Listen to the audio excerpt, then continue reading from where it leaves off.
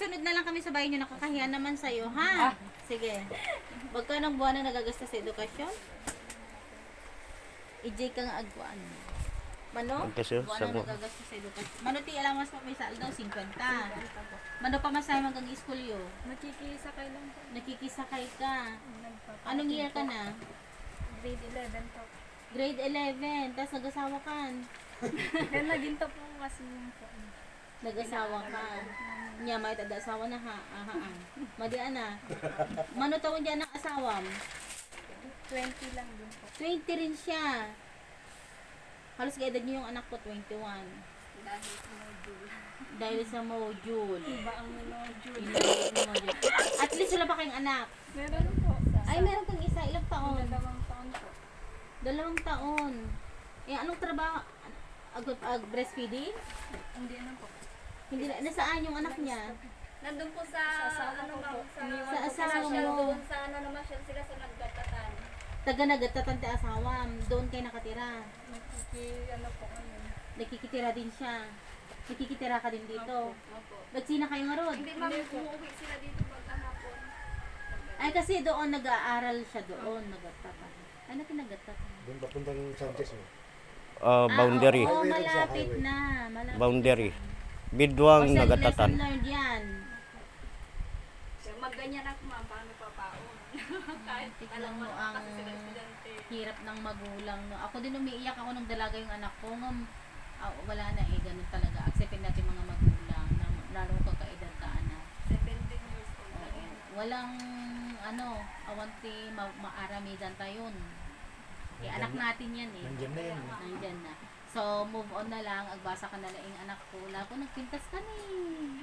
Nagtayag ka pa, nagbayad ka kung mga pulis. Maganda ka, matangkad ka. Ay, sis Maria Cosina. Pero anyway, tapos na yan. Mag-aral na lang kayo mabuti. Alam mo na yung kwento ng buhay. Yung totoong kwento ng buhay, hindi lang ketiks-ketiks. Ano? So, kung may dala lang akong extra money ko, binigay ko na kasi sa Dahil sa amin. Oo, kung may Kasi extra may lang sakit akong yung mga anak bibigyan sana kita ng allowance mo anak, 50 pesos isang araw, parang yung daycare ko eh, Baon na lang siya ng paano. good, kaya mo yan anak, mag-ano ka. Ay, Diyos ko. Magkano ang buwan na nagagastos sa edukasyon? Sa depetahin natin 50 times 30. 22 days na. Ay, 22. 5 times 2. 5 times 2. 22.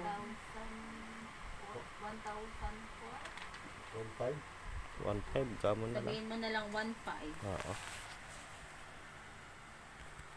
Magkano ang buwan na nagagastos sa bayarin sa bahay? Dati ko, mano kuryente tayo, auntie. Mano kuryente tayo. 153 lang ma'am. 153. 200 ko lang. Eh, 1.5 mo dati. 150. Tikitan nyo man, magkano ang buwan na nagastos sa medical?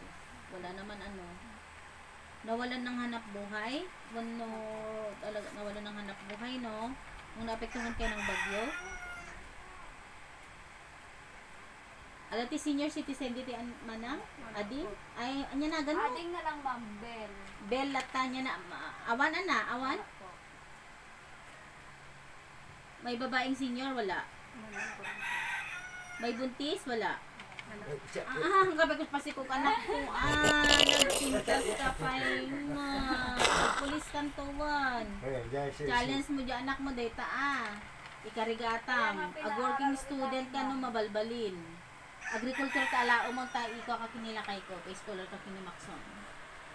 DA.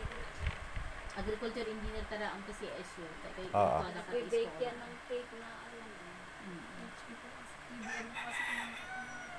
Dapat nag-ano ka ng kwan. Dapat doon ka sa opisina ni Sir Maxon sana. O JT mo sana doon sana. Was pangarigan Oo. kwata. Marami na mag-scholar sa agriculture. Magkilala yun nila kay ko. Ano yung Maxon? Mayroon bang miyembro ng pamilya na may edad na 5 taon pa baba? Meron yung 2 years old mo?